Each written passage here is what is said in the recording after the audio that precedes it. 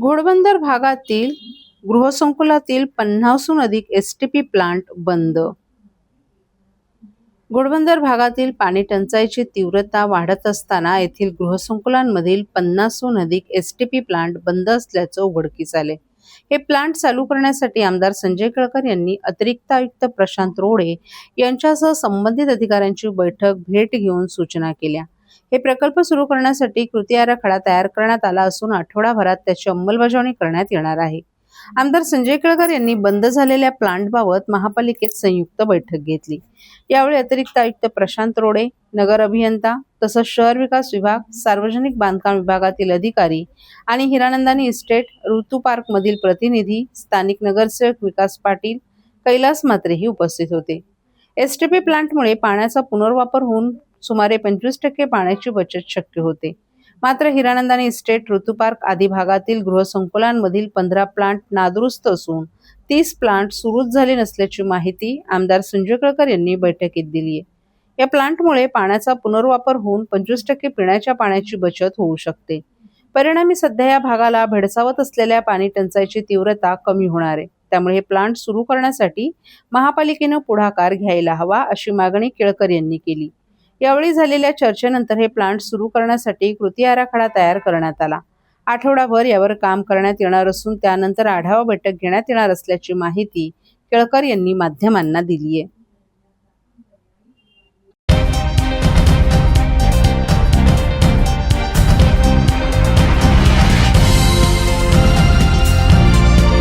ठाणे पालघर स्थानिक स्वराज्य संस्था मतदारसंघातून बिनविरोध निवडून आलेले शिवसेनेचे उमेदवार रवींद्र फाटक यांना आज जिल्हाधिकारी कार्यालयात आमदारकीचं प्रमाणपत्र प्रदान करण्यात आलं.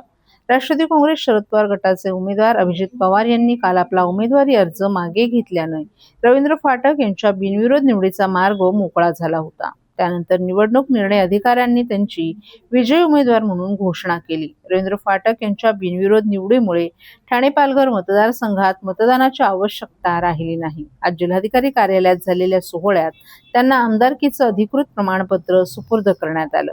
या विजयामुळे महायुतीला ठाणे आणि पालघर परिसरात आणखीन बळ मिळाल्याचं मानलं जात असून शिवसेना पदाधिकारी आणि कार्यकर्त्यांनी रवींद्र फाटक यांचं अभिनंदन करत आनंदोत्सवही साजरा केला.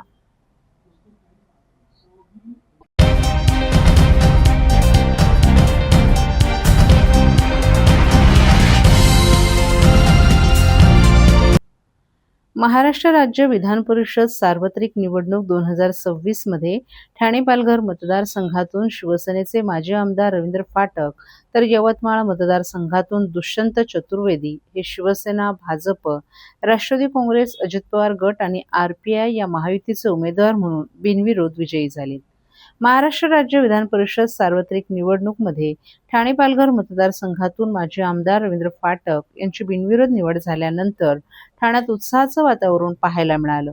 या विजयाचा आनंद साजरा करण्यासाठी आज टेंभी नाका परिसरात शिवसेनेचे पदाधिकारी, नगरसेवक आणि कार्यकर्त्यांकडून जोरदार जल्लोष करण्यात आला. या विजयानंतर आज ठाण्यातील टेंभी नाका येथील आनंद आश्रमात उपस्थित राहून वंदनीय हिंदू हृदय सम्राट शिवसेना प्रमुख बाळासाहेब ठाकरे आणि गुरुवर्य धर्मवीर आनंद दिघे यांच्या प्रतिमेला पुष्पहार अर्पण करून त्यांना विनम्र अभिवादन करण्यात आलं. तसंच यावेळी त्यांच्या प्रतिमेला गुलालही लावण्यात आला. यानंतर दोन्ही विजयी उमेदवारांना पुष्पगुच्छ देऊन त्यांचं अभिनंदन करण्यात आलं. तसंच सर्व शिवसैनिकांच्या साथीनं विजयी जल्लोष साजरा करण्यात आला. यावेळी उपमुख्यमंत्री आणि शिवसेनेचे मुख्य नेते एकनाथ शिंदे, परिवहन मंत्री प्रताप सरनाईक, जलसंधारण मंत्री संजय राठोड, ठाणे महानगरपालिकेच्या महापौर शर्मिला पिंपळकर, ठाणे विधानसभा शहर प्रमुख हेमंत पवार, शिवसेना सचिव राम रेपाळे, शिवसेनेचे ठाणे महानगरपालिका सभागृह नेते हनुमंत जगदाळे, गटनेते पवन कदम, कल्याण जिल्हा प्रमुख गोपाल लांडगे तसंच महायुतीचे सर्व नगरसेवक, नगरसेविका, शिवसैनिक, पदाधिकारी आणि कार्यकर्तेही मोठ्या संख्येने उपस्थित होते. यावेळी नवनिर्वाचित आमदार रवींद्र फाटक यांना विजयाबद्दल शुभेच्छा देण्यासाठी पदाधिकारी, शिवसैनिक, कार्यकर्ते यांनी एकच गर्दी केली होती.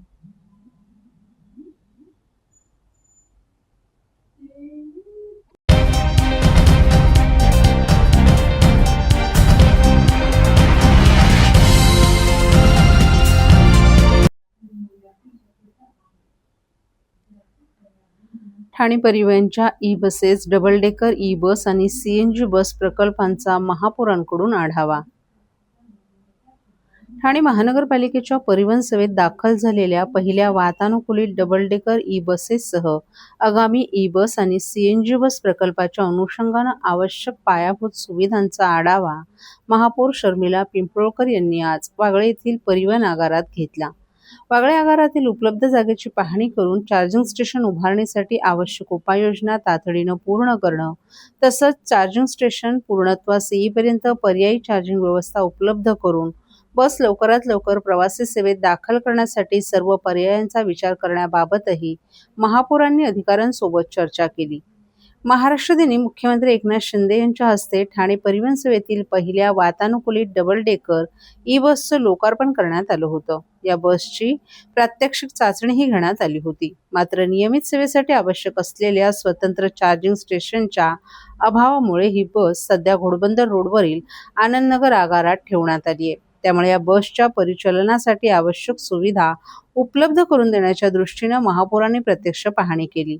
बैठकीदरम्यान ई बस, डबल डेकर ई बस तसंच आगामी सीएनजी बस सेवांसाठी आवश्यक चार्जिंग स्टेशन, इंधन सुविधा आणि इतर तांत्रिक बाबींचा सविस्तर आढावा घेण्यात आला. डबल डेकर ई बससाठी स्वतंत्र चार्जिंग स्टेशन उभारण्याची प्रक्रिया सुरू असून त्यासाठी आवश्यक जागा, वीज पुरवठा आणि तांत्रिक बाबींचं नियोजन करण्यात येत असल्याचं प्रशासनाकडून सांगण्यात आले.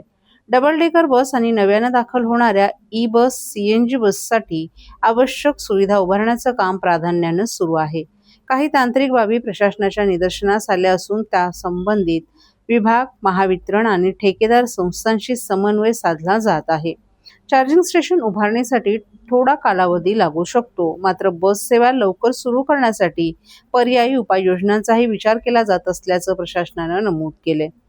राज्य शासनाच्या निर्देशानुसार ठाणे परिवहन सेवेत आगामी काळात डबल डेकर ई बस तसंच 100 सीएनजी बसेसचा समावेश करण्यात येणार आहे. या पार्श्वभूमीवर बस आगारातील कामे, चार्जिंग स्टेशन उभारणी, सीएनजी सुविधा आणि इतर पायाभूत सुविधांची सद्यस्थिती जाणून घेण्यासाठी ही आढावा बैठक घेण्यात आली. ठेकेदार संस्थेला चार्जिंग स्टेशन उभारणी, बस उपलब्धता आणि सेवा सुरू करण्याबाबतच्या जबाबदाऱ्या निर्धारित वेळेत पूर्ण करण्याबाबत चर्चा केली असल्याचं सभागृह नेते हनुमंत जगदाळे यांनी नमूद केलं. खरं तर 1 मे रोजी जी डबल डेकर बसचं उद्घाटन उपमुख्यमंत्री एकनाथजी शिंदे साहेब यांच्या हस्ते जे झालं होतं ते खरं तर ट्रायल बेसवरच झालं होतं. ज्या 10 बसेस CNG 100 CNGच्या आणि 10 आपल्या चार्जिंगच्या ज्या बसेस आहेत त्या उपलब्ध होणार आहेत. पण त्याच्यासाठी ज्या लागणाऱ्या चार्जिंग स्टेशन्स आहेत किंवा CNGसाठी जे उपाययोजना करण्यात येणार आहेत त्या इथेच वागळ्या स्टेशनलाच करण्यात येणार आहेत. पण त्याच्यासाठीच ही आढावा बैठक आज प्रशासनाबरोबर आणि पूर्ण परिवहनचे जे काही कर्मचारी अधिकारी आहेत त्यांच्याबरोबर आज आम्ही ही आढावा बैठक वागळे आगार येथे घेतली आहे. आणि मला असं वाटतं MSCB आणि काही अजून तांत्रिक बाबी ज्या आहेत त्या आम्हाला निर्देशनास आल्यात आणि त्याच्यावरच चर्चा करण्यासाठी ही आज आढावा बैठक आम्ही घेतलेली आहे. मला वाटतं 1-1.5 महिना तरी अजून या सर्व गोष्टींना लागेल आणि तशी आदेश आम्ही प्रशासनाला आणि परिवहनला दिले आहेत.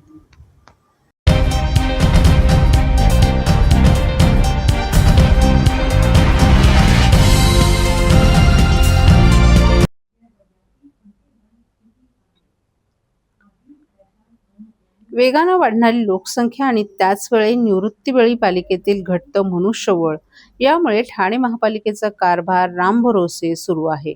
जवळपास 25 लाख नागरिकांच्या सेवेसाठी पालिकेकडे अवघे 5,000 कर्मचारी आहेत.